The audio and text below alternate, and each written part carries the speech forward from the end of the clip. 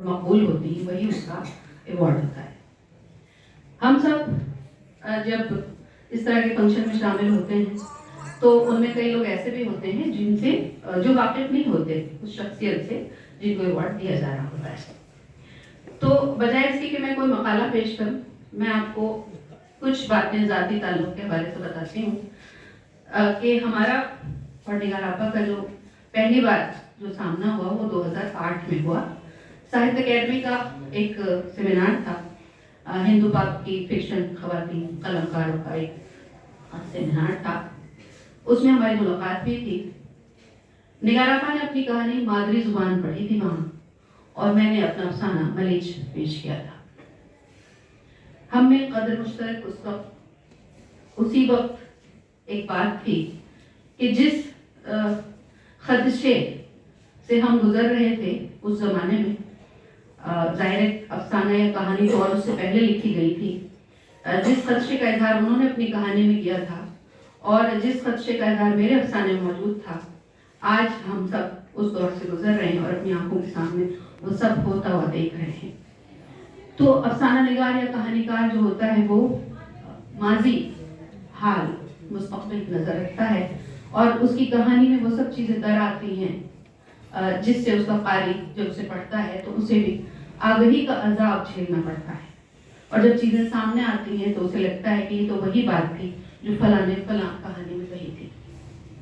तो उस वक्त उस कहानी का रेलेवेंस बढ़ जाता है और वो ज़मान और मकान की कैद से आज़ाद हो जाता है।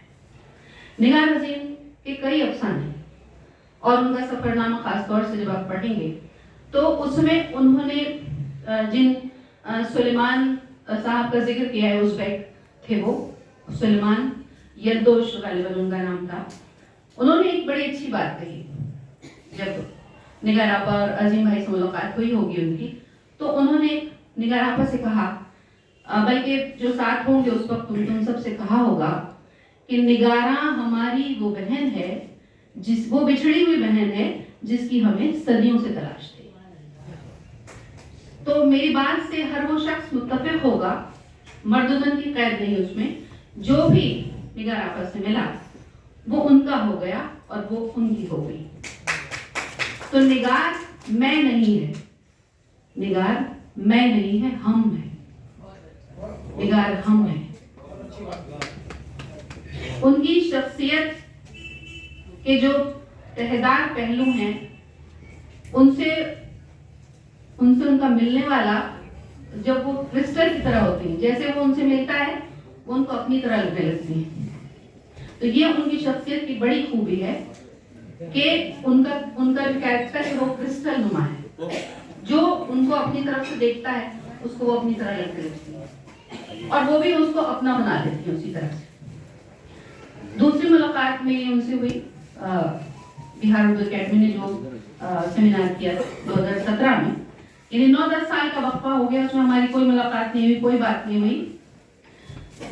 इत्तेफाक की बात थी कि साहित्य अकेडमी का जो सेमिनार आयोजित किया था, जिन्होंने मुनक्किद किया था, वो मुश्ताक सदर थे और बिहार उर्दू अकेडमी जो फंक्शन हुआ था वो मुश्ताक अहमद नूरी ले गया था।